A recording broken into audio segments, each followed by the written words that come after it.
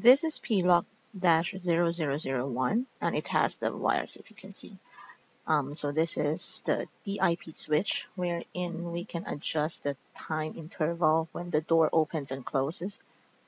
This is the terminal block bundled with the camera, where I have already connected a red wire on the COM1 and ground pins.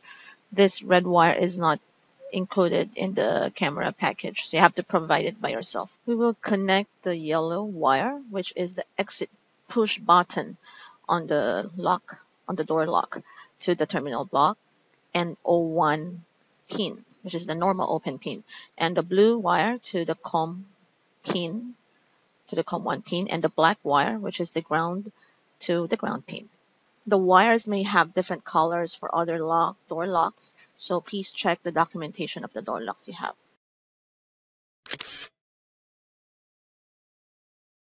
Now we will connect the 12 volts power adapter to the door lock using the red wire from the door lock.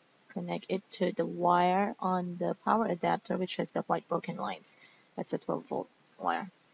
And the ground wire from the power adapter should be connected to the terminal block, which is also bundled with the camera.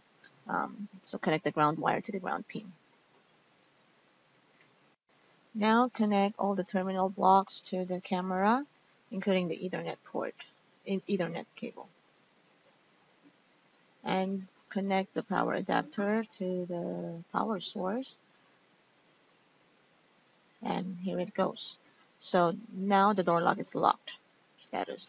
We're going to configure the settings on the web configurator of Q950. On the event configuration, go to digital I/O ports. Make sure the O1 is in active level, which is 1. The interval is 0. Then click apply. Then we go to RFID card configuration. If we want to set up that when the card is ready, the door will open. So like this, enable it, and then set it on the events list. Let's take any one event. Okay, so let's enable it.